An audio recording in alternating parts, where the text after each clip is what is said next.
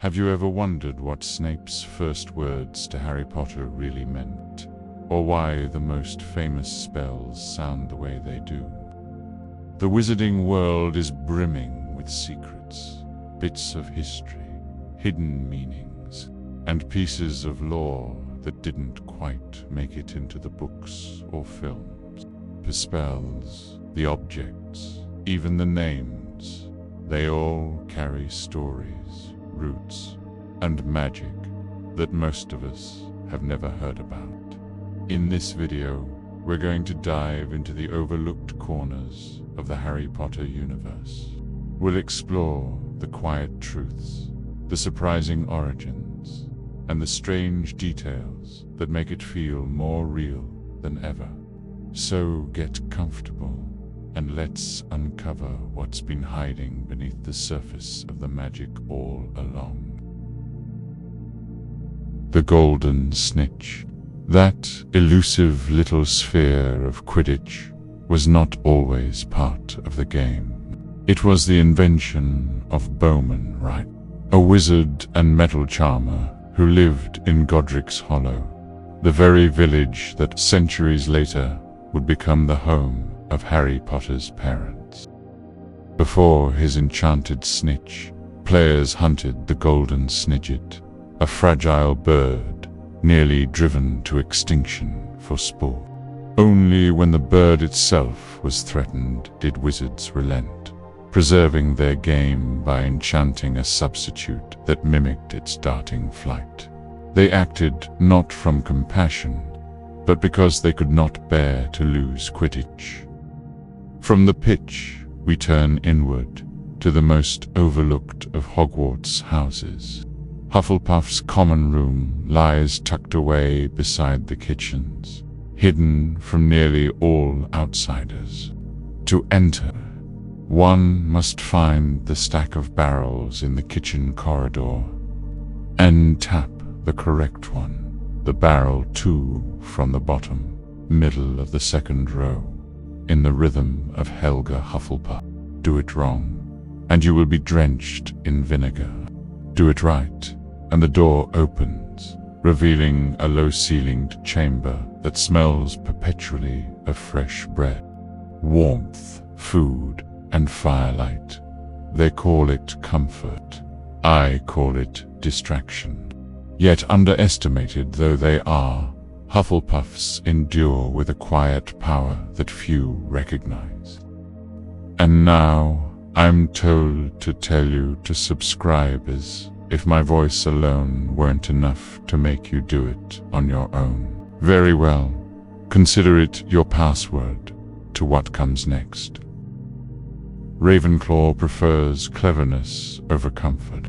Their common room entrance is not protected by passwords, but by riddles spoken by a bronze eagle knocker. Fail, and you will remain stranded, no matter the weather. Once, the question was, which came first, the phoenix or the flames? The answer, of course, is that neither comes first. Each creates the other forever. Admirable in theory, but in practice, it leaves more than one Ravenclaw soaked to the bone, waiting for someone brighter to arrive. The castle itself is no kinder. Hogwarts has 142 staircases, many of which move when they please. Some twist, some shift, some contain trick steps that vanish beneath your feet, leaving you dangling helplessly until someone pulls you free. Many call it poor design. It is not. It is deliberate. The castle itself tests its students, and it does not care who fails. And if you think the staircases are confusing, they are nothing compared to wizarding money. Wizard money is simple enough to name and annoying to count. There are galleons, sickles, and nuts. 1 galleon equals 17 sickles, and 1 sickle equals 29 nuts. 1 galleon is roughly 5 pounds, which makes a sickle about 30 pence, and a canute about a penny. Harry's wand was 7 galleons, around 35 pounds. Enough with the arithmetics. The coins glitter, and then they're gone. Gryffindor Tower fares no better. It is guarded by the Fat Lady, a portrait as temperamental as it is useless. She requires the password, yes, but she also demands courtesy. Insult her, and she may leave you locked out entirely, wandering until dawn. Imagine entrusting your safety to the mood of a painted woman who drinks, sings off-key, and sulks when slighted. Gryffindors call it charming. I call it pathetic. At least Fawkes, Dumbledore's phoenix, is no mere folly. When his cycle ends, he bursts into flame, leaving nothing but ash, only to rise again as a fledgling chick. His tears heal. His song emboldens, but the most extraordinary truth lies in 2 feathers. Only 2 were ever plucked, and they became the cause of 2 wands. One, Harry Potter's, the other, Voldemort's. Brother wands, forever bound. It was this bond that forced their duel into what is called priori incantate, when 2 wands that share a core are driven to duel. Their magic cannot overpower each other. Their spells connect, and echoes of past enchantments spill from the wands in reverse. That night, shadows of the murdered emerged from Voldemort's wand, a single phoenix binding to enemies, even in death. Hogwarts indulges its chosen, of course. Prefects are granted access to a bathroom more lavish than most wizarding homes. A chamber with a pool-sized tub, lined with golden taps that pour every imaginable froth and fragrance.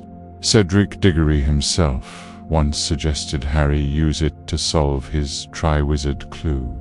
Indulgence masquerading as privilege, the very essence of this castle. Even the Great Hall cannot resist spectacle. First years often believe they are dining beneath the open sky. In truth, its ceiling is enchanted to reflect the heavens, storms, stars, lightning, sunrise, flawless and ancient, sometimes distracting, sometimes tolerable, and, on rare nights, even beautiful. And beneath that hall lie the kitchens, run almost entirely by house elves. They prepare every feast, every banquet, every morsel. The food rises through trapdoors in the floor, as though by magic, though it is not magic, but unseen labor, taken for granted by every student above, which, of course, is precisely the point. The restricted section of the Hogwarts library is literally chained shut, and for good reason. To enter, you need a teacher's signed note. Only then will Madame Pants hand you the key and keep a sharp eye as you use it. Inside, the air feels alive. Some books whisper restlessly from their shelves, their bindings twitching as if aware of your presence. But take the wrong one meant for darker studies, and it will scream loudly. The shriek echoes through the aisles, summoning the librarian before you can even close it. That's why students read cautiously, wand light dimmed and pages touched only at the corners. These aren't stories. They're spells and secrets, dangerous enough to guard themselves. At the Burrow, the Weasley family owns a clock that doesn't tell time, it tells fate. Each hand represents a family member and points not to ours, but to their current location or condition. Home, work, school, traveling, lost, hospital, or, most gravely, mortal peril. The clock updates itself magically, offering no privacy and no delay. It serves as both a locator and a warning system, replacing the need for calendars or calls. When a hand moves to mortal peril, there's no ambiguity or waiting. Everyone knows something is wrong, and they act immediately. A hat stall refers to a sorting at Hogwarts that lasts more than 5 minutes. When the sorting hat cannot decide which house best suits a student.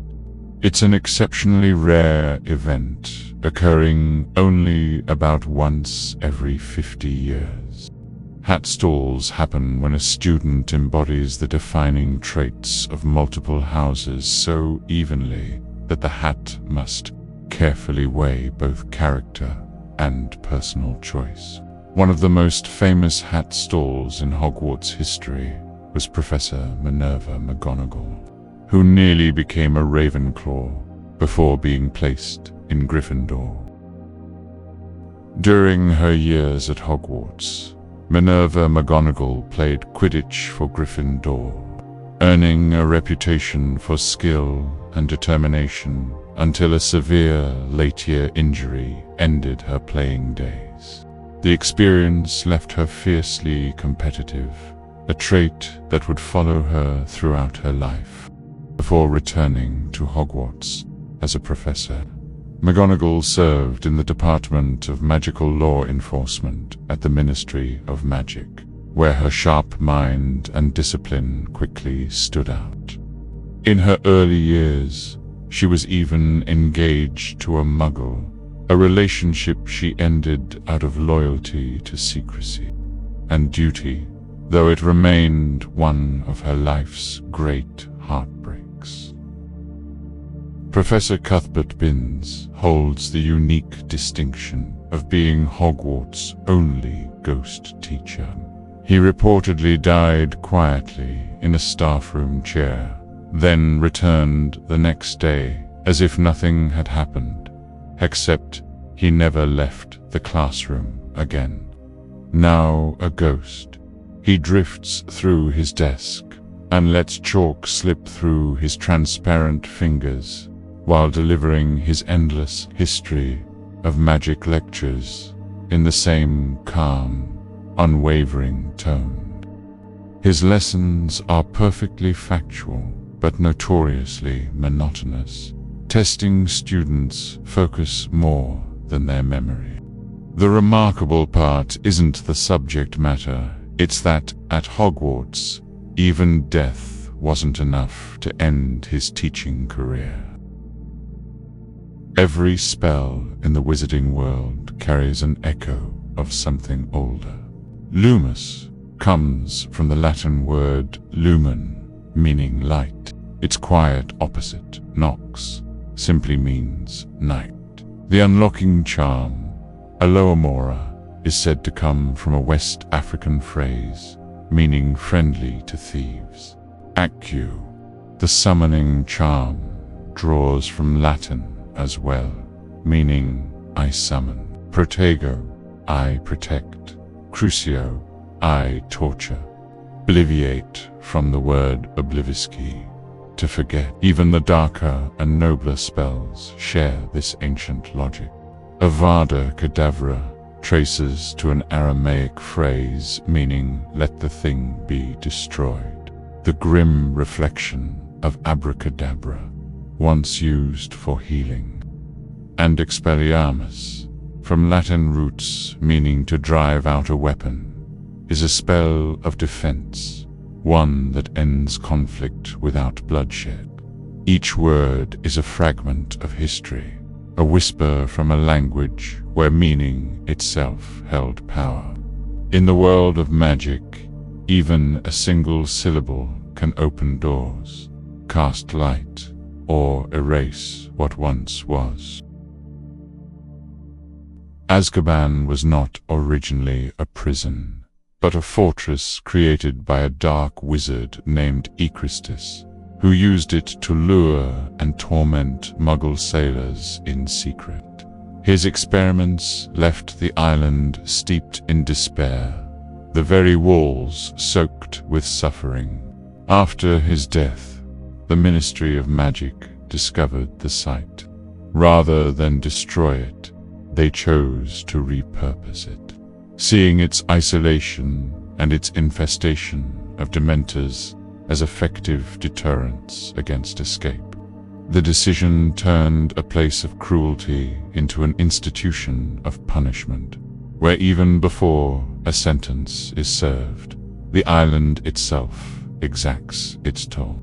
The true horror of Azkaban was never just its walls or isolation. It was what lived within them. The prison's guardians, the Dementors, were drawn to the island long before the Ministry arrived, feeding on the same despair that had poisoned its stone. Dementors don't reproduce in any ordinary sense.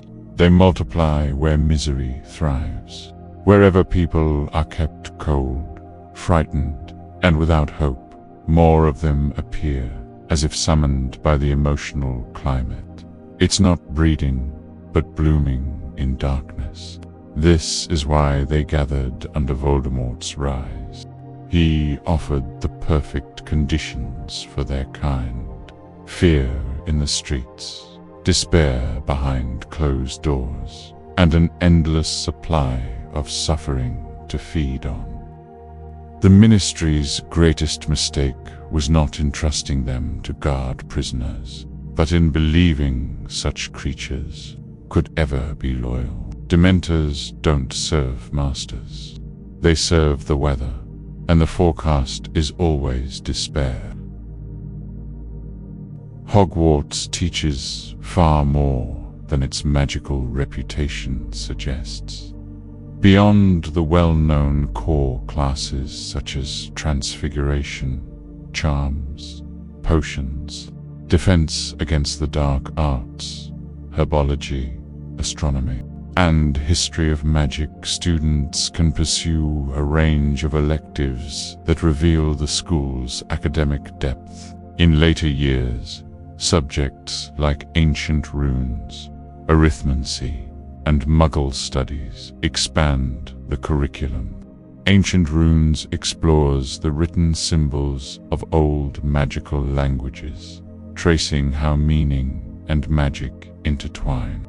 Muggle Studies examines the non-magical world and its inventions, offering perspective on life without spells. Arithmancy, meanwhile, is often mistaken for wizarding arithmetic, but it isn't about sums. It's the study of numbers as forces, of how patterns and quantity shape magical outcomes. Think of it as logic and mathematics applied to spellcraft. Proofs instead of problems, rules instead of guesses. Some years even bring rarer courses, like Ghoul Studies or Ancient Studies, when a qualified specialist joins the staff. And though there's no traditional math or science in the Muggle sense, subjects like astronomy and arithmancy fill that role, demonstrating that even in a castle of magic, knowledge still follows structure, order, and cause and effect. The noble House of Black drew its names from the sky. For generations, its members were named after stars and constellations, believing the heavens reflected their status and destiny. To them, stars symbolized purity, brilliance, and permanence, qualities they believed ran in their bloodline. Sirius, the brightest star in the night sky, belongs to Canis Major, the great dog, a fitting name for a wizard whose animagus form was a great black dog. His brother Regulus was named after the little king of Leo, the lion's heart, a star of command and pride. Their father, Orion, shared his name with the hunter constellation, eternally chasing his prey across the stars. Bellatrix, from the same constellation, means female warrior, fierce and radiant in her defiance. Andromeda was named after the chained princess of myth, a symbol of beauty bound by expectation. Pollux, from Gemini, represents one of the immortal twins, loyalty and sacrifice joined in one. And Cygnus, the swan, gave his name to one of the family's ancestors, serene in grace, yet powerful beneath the surface. For the Blacks, these names were destiny, a way to anchor bloodline to the stars. Yet destiny can burn both ways. Sirius, named for the brightest light in the sky, chose not to shine for his family's creed, but to break from its orbit, the star that refused to stay in its constellation. Even the names of Hogwarts' most beloved professors carry quiet meanings, chosen with care and character in mind. Albus Dumbledore takes his name from the Latin albus, meaning white, a symbol of wisdom, clarity, and moral light. His surname, Dumbledore, is an Old English word for bumblebee. Rowling imagined him wandering the halls, humming softly to himself, a gentle mind always in motion.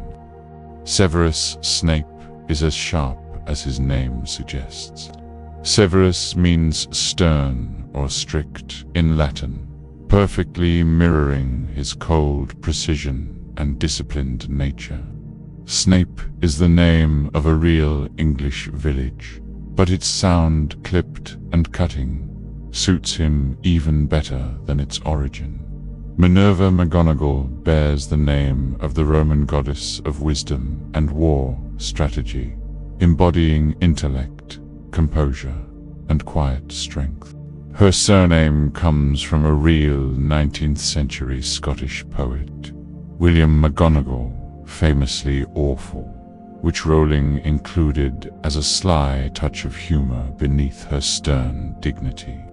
And Rubeus Hagrid, with rubeus meaning reddish or earth-toned, feels rooted and warm, like the man himself. Hagrid comes from an old word meaning having a bad night, a wink to his rough edges, fondness for ale, and soft heart hidden beneath it all. The mirror of Arise does not show your face. It shows what you want most. Arised is simply desire, backwards like the truth, when you stare too long. It offers no knowledge, no plans, no future, only a picture tuned to your hunger. That is why students lose hours before it, mistaking longing for answers. Dumbledore once told a boy he saw himself holding socks. Nonsense. Of course, but the point was clear. Treat the mirror as a curiosity, not a cure. Look briefly and walk away. The sword of Gryffindor is forged from goblin silver, a metal that absorbs only what makes it stronger. It doesn't take in everything it touches, only things that would enhance the blade. When Harry stabbed the basilisk, the sword took in the basilisk's venom instead of being eaten away by it, and kept that lethal power in its edge. From then on, it wasn't just a sword. It carried venom strong enough to destroy Horcruxes. That's goblin craft. The weapon keeps any advantage that truly strengthens it. The Elder Wand doesn't follow the killer, it follows the person who beats its current owner. Disarm or overpower the owner, and the wand's loyalty shifts. That's why it secretly moved to Draco when he disarmed Dumbledore, even though Draco never held the Elder Wand. Later, when Harry took Draco's wand at Malfoy Manor, the Elder Wand's allegiance switched to Harry. So, in the end, Voldemort couldn't truly command it, because the wand already recognized someone else as its master. A Patronus can change as you change. It reflects who you've become, not who you were. It's rare, and usually driven by powerful emotion. Love, grief, loyalty. Nymphadora Tonks is the clearest example. After she fell in love with Remus Lupin, her Patronus shifted from a jackrabbit to a wolf, mirroring him not in animagus form, but his werewolf nature. The magic adjusted to her heart's truth. The shape followed the feeling. Dumbledore's mother, Kendra, was killed at home when Dumbledore's sister, Ariana's repressed magic erupted an uncontrolled surge rather than a spell. Ariana is best understood as an obscurial, magic forced inward by trauma until it explodes, the same deadly phenomenon seen in Fantastic Beasts. The family hid her to keep her calm. One outburst was enough to be fatal. A wand can push back on its own owner if the intent is wrong. Ollivander describes unforgivable attempts where the wand sizzled through side sparks, or even backfired not from weak magic, but because the purpose was rejected. A wand chooses the wizard, but it doesn't obey blindly. Some cores simply won't carry what they don't accept, and in practice, intent decides the result. Harry's weak Cruciatus on Bellatrix fizzled, but the same curse bit Amicus Caro when Harry truly meant it. Polyjuice Potion rewrites your appearance, not your voice. It won't grant someone else's tone, pitch, or speech patterns. Those you must fake. That's why Barty Crouch Jr., while posing as Alastair Moody, risked exposure every day. The disguise handled the scars and the eye, but every word still had to sound like Moody, growl, rhythm, and all. One wrong inflection, and the ruse would have shattered. Wizard dueling used to be a spectator sport, formal bouts, clubs, and bragging rights, until the casualty count forced the ministry to clamp down. After a string of deaths, the rules changed. Non-lethal spells only. Protego as standard, seconds to intervene, and a referee to stop the match. Unforgivable curses mean instant expulsion and prosecution. What survived is ceremony without carnage, bow, count, exchange, yield. The dueling club you saw in Chamber of Secrets was a cautious revival of a tradition once banned, a classroom version of an old blood sport, trimmed down to disarms and stunners so students could learn control instead of collecting injuries. House elves don't need wands, and their magic ignores rules that bind witches and wizards. It's innate, non-human magic, not channeled through wands, so it isn't bound by human wards or incantations. That's why they can apparate where wizards can't. Even inside Hogwarts, undo bindings, and cast without words.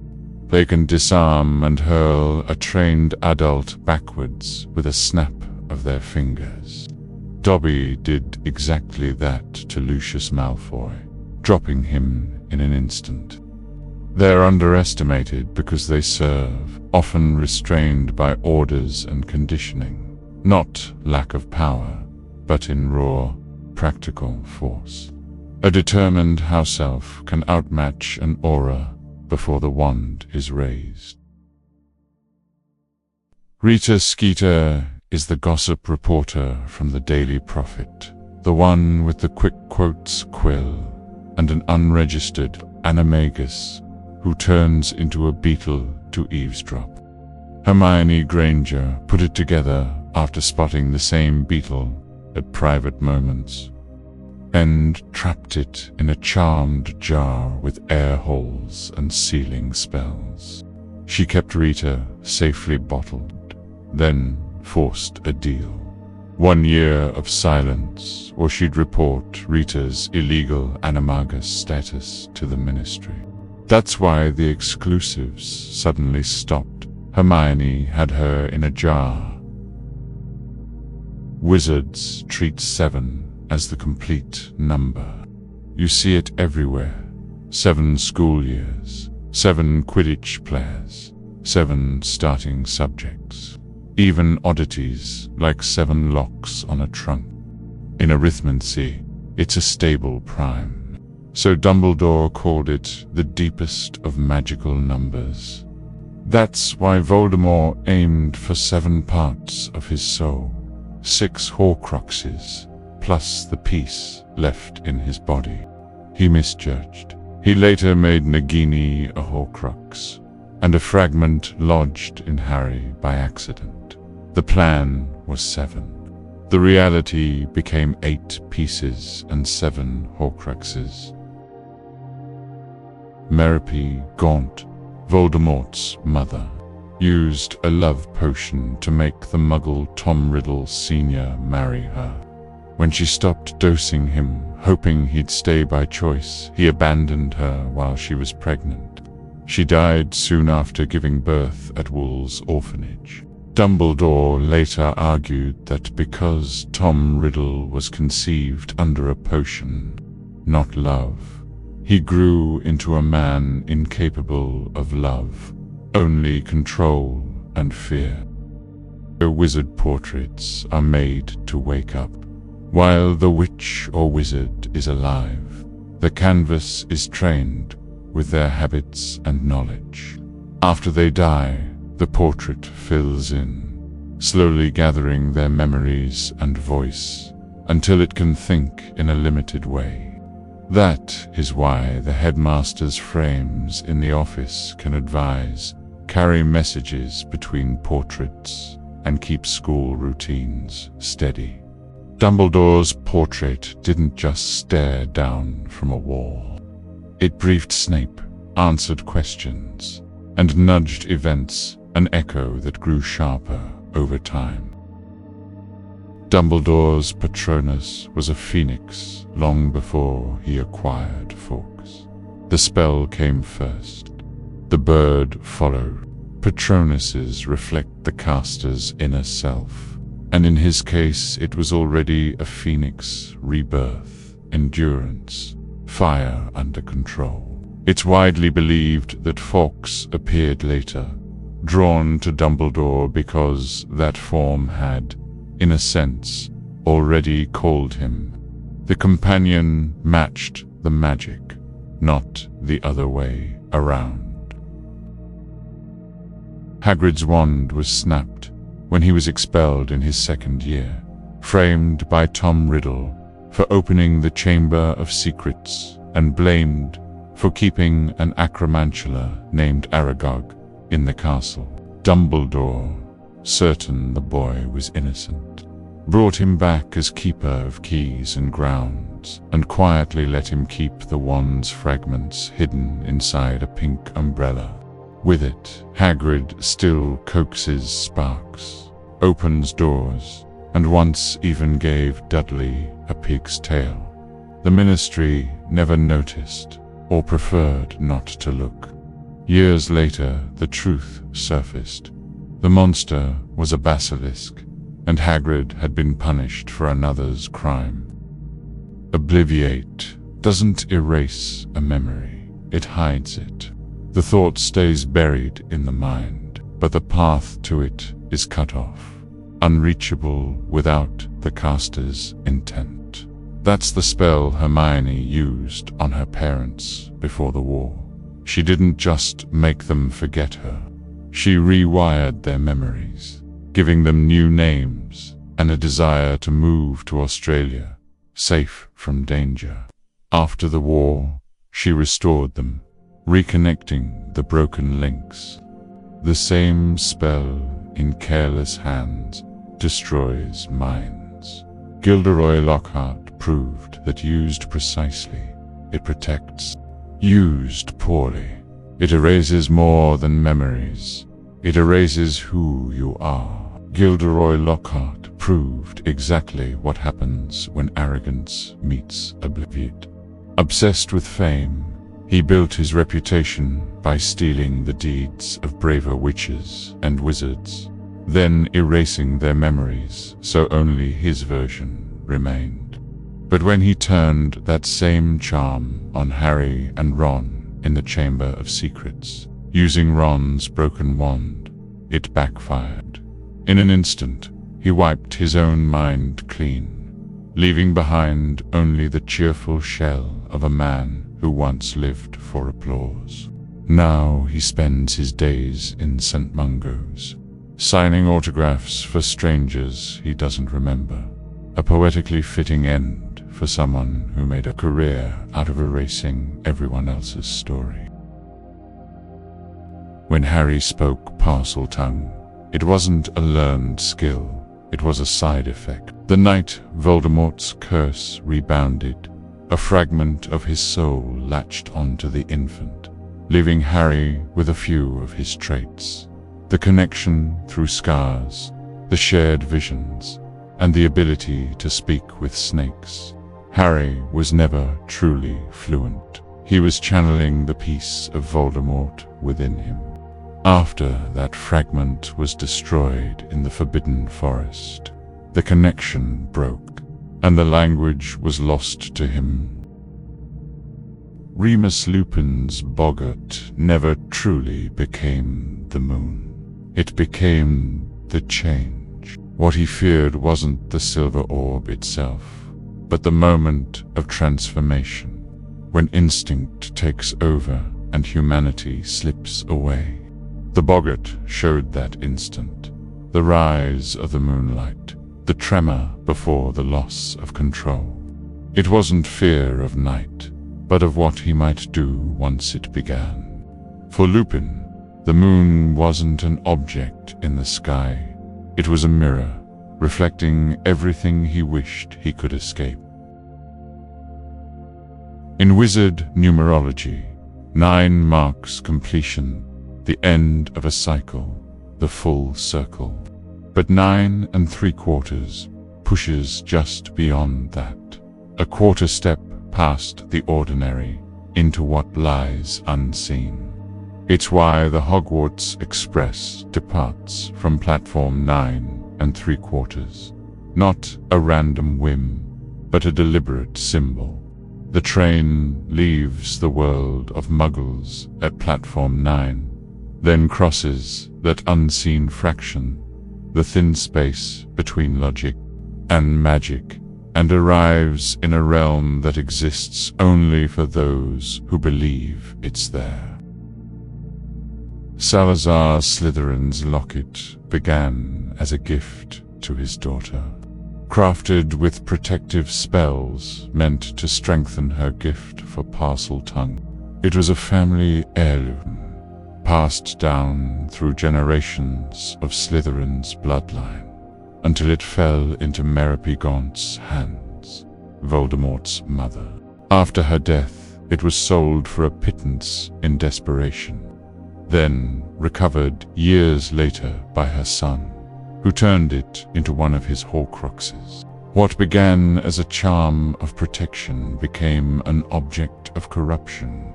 Its magic twisted from preserving a family to preserving a soul that could no longer love one. Centuries later, it was destroyed by Ron Weasley, who struck it through with the sword of Gryffindor. The blade infused with basilisk venom, strong enough to kill the fragment of Voldemort's soul within. Helga Hufflepuff's cup was once said to purify any drink poured into it, a quiet kind of magic that suited her nature. It stood for kindness and care. But when Voldemort turned it into a Horcrux, that gentle magic twisted. The cup no longer cleansed, it spoiled. Anything pure that touched it began to rot and decay, just like the soul hidden inside. What was once a vessel of healing became a container for corruption, a reminder that even goodness can be ruined when it's claimed by greed. It was finally destroyed by Hermione Granger, deep in the Chamber of Secrets, with the same basilisk fang that once nearly killed her. Rowena Ravenclaw's diadem was enchanted to sharpen wisdom and clarity of thought, letting the wearer see connections others missed. But the charm carried a flaw. It also fed pride, whispering that intelligence meant superiority.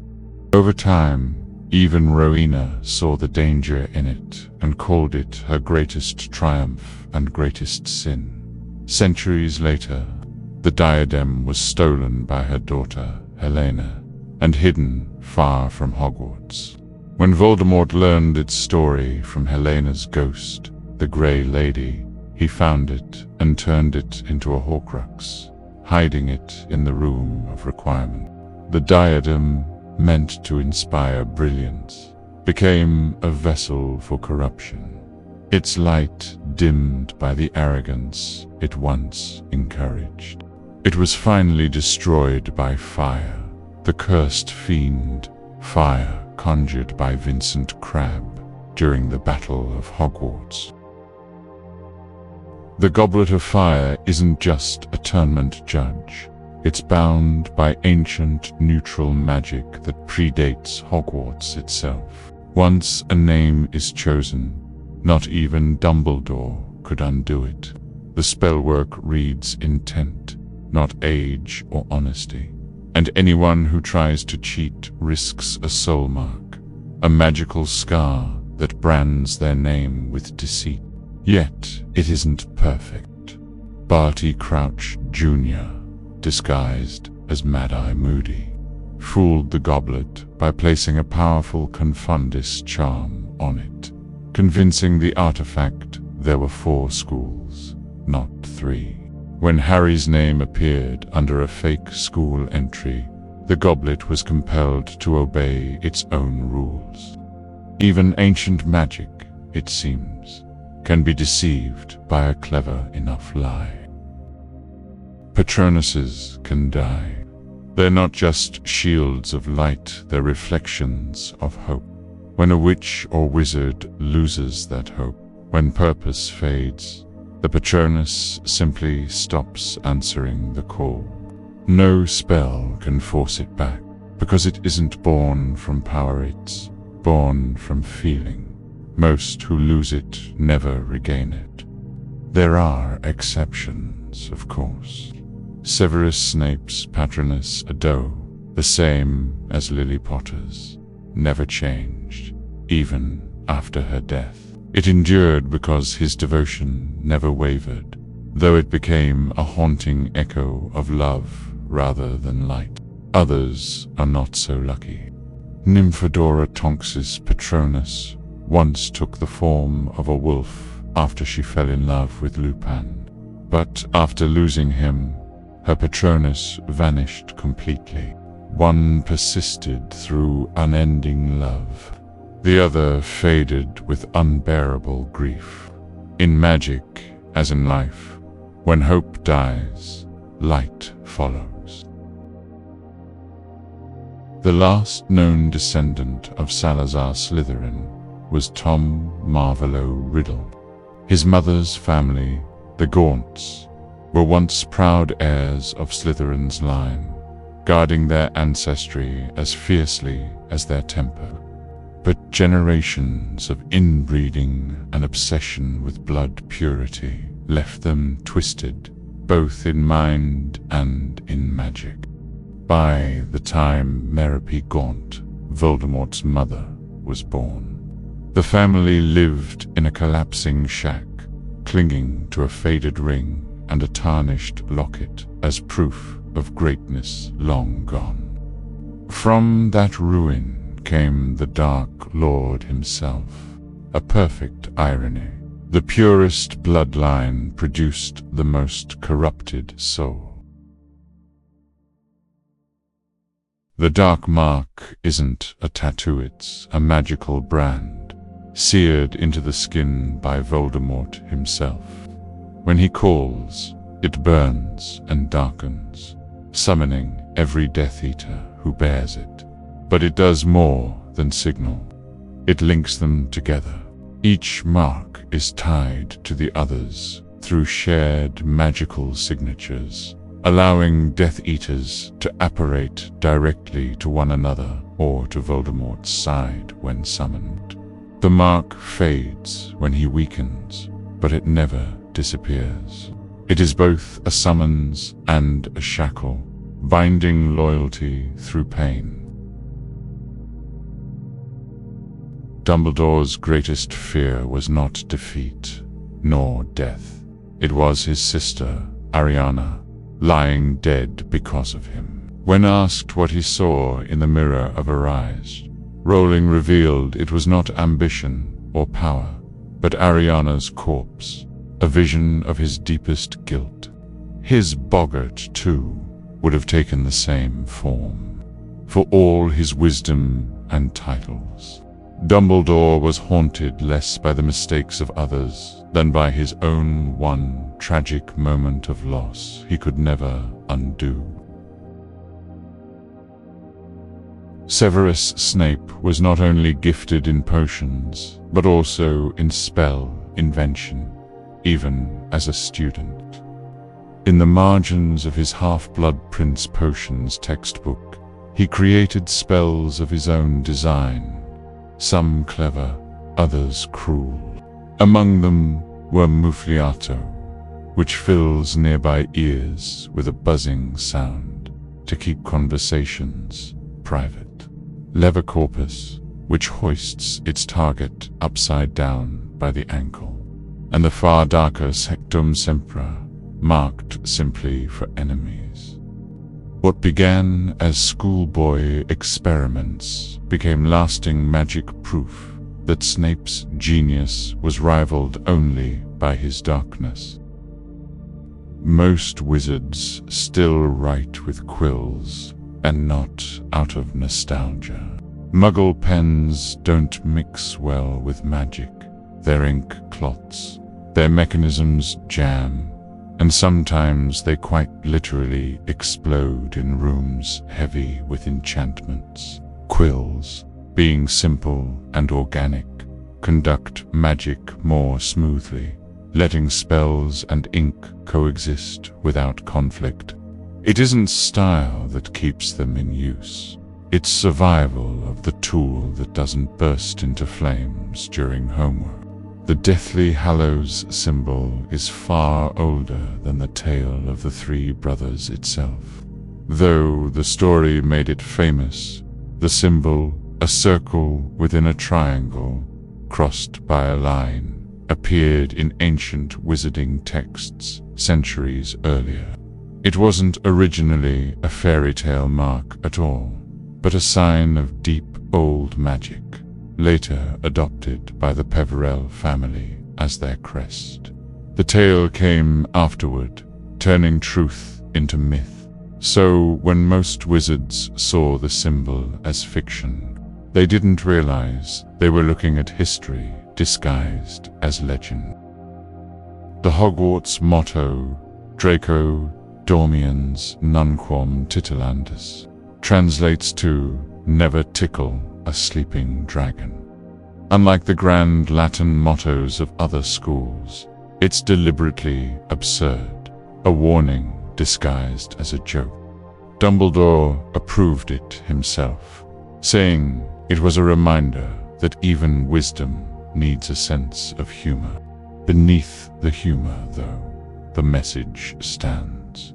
Some dangers are best left undisturbed, no matter how tempting it is to test them. Fred and George Weasley were born on April 1st, April Fool's Day, a date so fitting it almost seems planned by fate. From enchanted fireworks to portable swamps, their entire lives mirrored the spirit of their birthday, clever, chaotic, and full of laughter. Even in darker times, the twins proved that humor could be rebellion, that sometimes the best way to face fear is to make it laugh first. Hufflepuff has produced fewer dark wizards than any other house. Loyalty, patience, and fairness simply don't lend themselves to cruelty. Their strength lies in quiet steadiness, not domination. The opposite, however, is true of Slytherin. The house of ambition and cunning has given rise to more dark wizards than all others combined. Ludo Bagman, head of the Department of Magical Games and Sports, was as reckless with money as he was with rules. At the height of his fame as a Quidditch beater for the Wimbledon Wasps, he once won half the ministry's treasury in a single night of gambling, and nearly lost it again just as quickly. His luck was legendary, his debts even more so. Bagman's charm kept him out of Azkaban more than once, but not out of trouble. Wherever there were odds to bet, Ludo was already there, smiling, wand in hand, and wallet half empty. The Dursleys technically did send Harry Christmas presents 3 times, to be exact, and each one was more insulting than the last. In his first year, he received a 50-pence coin, the next a toothpick, and by his 4th year, just a single tissue, all straight from the books, every detail confirmed. It was Rowling's quiet joke, a perfect snapshot of the Dursleys' petty, performative decency. Enough to say we didn't forget you, but never enough to mean it. Snape's very first words to Harry were, in fact, about his mother, though Harry didn't realize it at the time. During their first potions lesson, Snape asked, "What would I get if I added powdered root of asphodel to an infusion of wormwood?" To most students, it sounded like a test, but the language of Victorian flower symbolism gives it a hidden meaning. Asphodel represents a lost loved one, and wormwood means absence and sorrow. Together, they form a coded message. I bitterly regret the loss of you. Snape wasn't taunting Harry in that moment. He was, in his own guarded way, speaking to Lily.